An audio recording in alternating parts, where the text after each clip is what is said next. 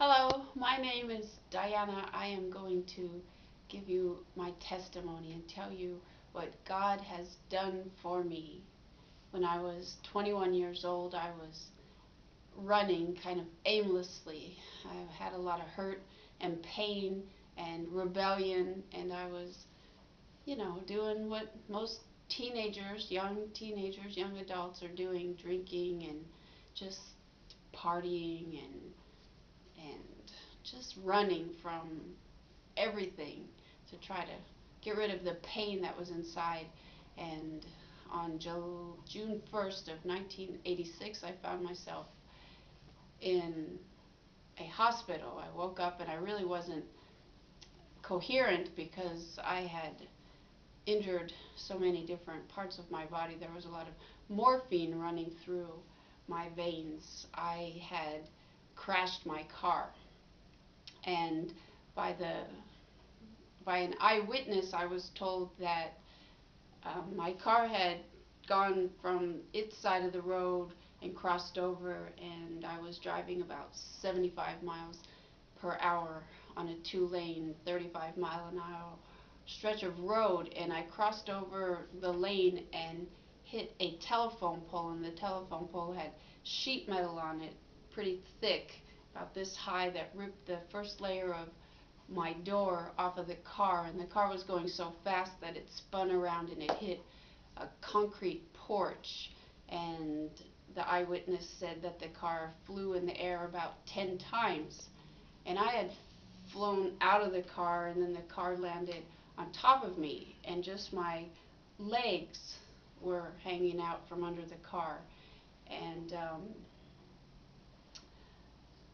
part of what had happened that night is I was working, and I got off work, and I was supposed to meet my then boyfriend around 10 o'clock, and I ended up going other places and doing other things. And when I finally showed up to meet him, he was very concerned about me and had run out of the place where I was to meet him. And before I was barely out of the car, he walked up to me and he took the keys from me. And that angered me. There was a lot of anger inside of me that had been brewing for several years. And I looked him square in the eyes and put my hands on the keys and said, "No one tells me what to do." Took the keys, jumped in my car, and that's when I sped off down this roadway going 75 miles an hour. And so once I was pinned under the car, he had gone back inside the building where he was at and got his keys and got in his car and then followed me. So he was the one to find me under my car, and with his adrenaline and all that had happened, he lifted the car off of me and pulled me aside because he was afraid the car was going to catch on fire and something worse would have happened. Needless to say, I was taken to a hospital, and he sat outside the hospital room, and the doctor came out and said she will not make it through the night because I was internally bleeding so bad. But miraculously, the first of many miracles, God really had his hand on me, and somehow the bleeding, by way of miracle, had stopped.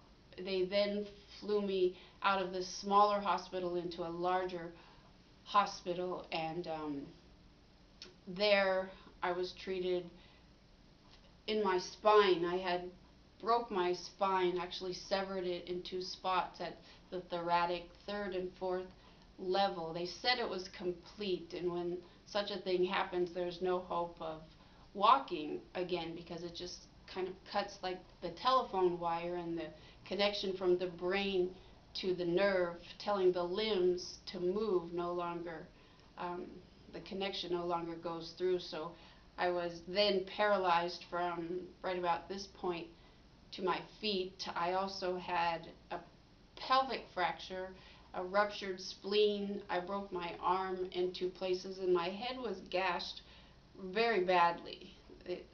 All the skin was showing. There's actually asphalt still in my head from the roadway. But after going through all those different surgeries and whatnot, I was in the hospital intensive care for a couple of weeks, and then um, I was in rehab for the next 4 weeks, and I was a sight to see. I had a cast from my shoulder to my wrist and couldn't move my legs. So once again, needless to say, I couldn't really do much for myself, but I had to really begin thinking about what had transpired in my life and what truly I was running from, because no longer could I really run anymore. I had to really deal with not only the present but the past. I had to, they took you into the psychiatrist and want to put you on antidepressants, but I said, whoa, let's talk about what has happened up until this point, opposed to they really wanted to set you up for living your life in a wheelchair, and it was my desire to really look at what had brought me to that point.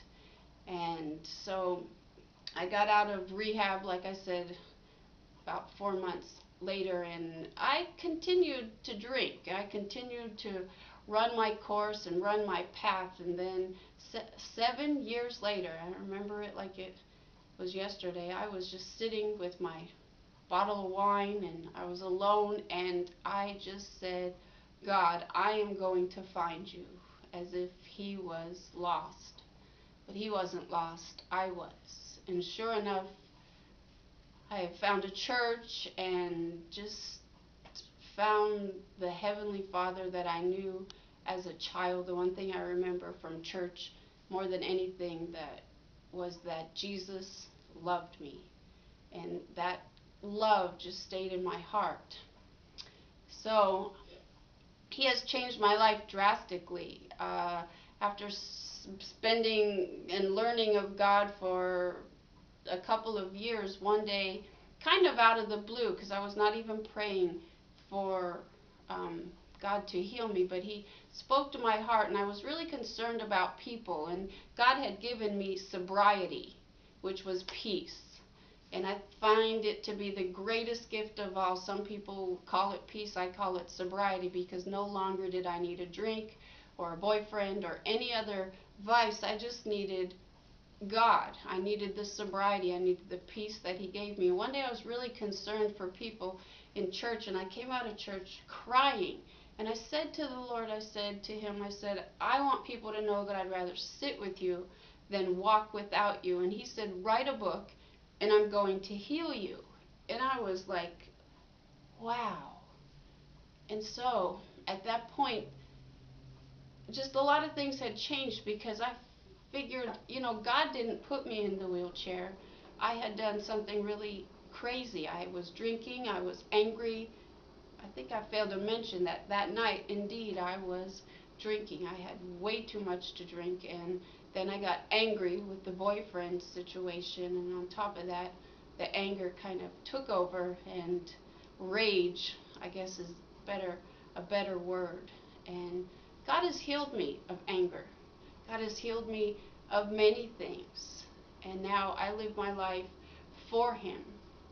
And he gave me that promise of healing, but it's not the healing that I run after God for. I run after God because his ways, it says in his word that his ways are not our ways, but he makes his ways known to me, and then what he's thinking becomes what I'm thinking. If you look at the Bible, I look at it as the basic instruction before leaving earth. He doesn't give us the way to live for his sake. He gives it to us for our sake.